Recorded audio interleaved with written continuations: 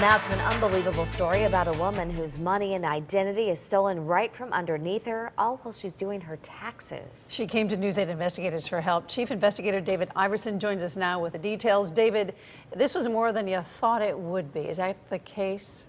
Exactly. At first we thought it was just money missing, maybe a mistake made, but what we found out is that this was very intentional. Now federal authorities are helping piece it together.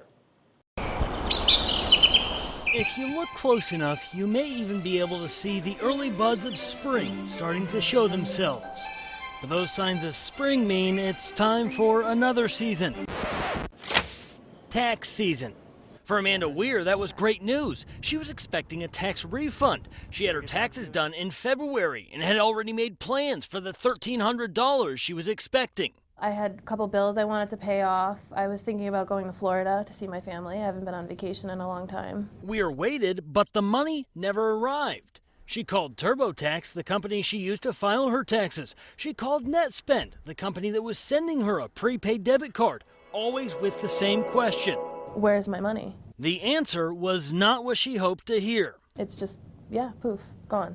When she finally did get a NetSpend card, $1,000 was missing. No one could explain where her money went, only that the money was transferred to another card, but that card was sent to a different address. No one could tell her more than that. Specifically, the zero out of my address was dropped. They changed the zip code and they added a whole nother street address line, which he could not tell me what that was either. Weir was frustrated, as anyone would be, so we started making calls and sending emails. Almost right away, things started to happen, but not as we or Weir expected them to. In less than 2 hours after we started asking questions, Weir was contacted.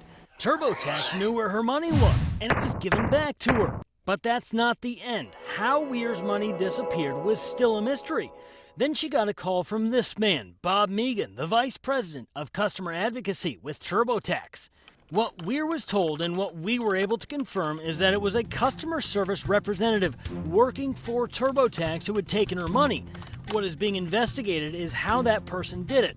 What Weir was told and what we were able to confirm is that someone working for TurboTax took her personal information, called NetSpend, and had that $1,000 transferred somewhere else.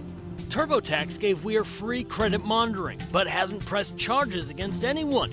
What we do know is that the employee in question has been fired. TurboTax is working with federal authorities, telling Weir they're still making their case. But the employee accused of taking her information, she isn't talking to investigators. In the meantime, Weir doesn't know who that person is, where they live, or what's happening with all the information given over the phone to someone she trusted. My information's still out there. She's still out there. I don't even know who she is. And it's, it's not really comfortable to live like that. Now, we asked TurboTax to comment on all of this. They would only say they're investigating. We checked tonight, still no arrest in the case. Experts say if you're filing your taxes with one of these companies, keep a close eye on where your refund is, how much you expect to get back, and contact the IRS if you notice any issues like this one. Guys, back to you at the desk. David, good story. Well, if you have something you want the News 8 investigators to look into, give a call to the investigators tip line. You see that number there? It's 203-402-TIP-8.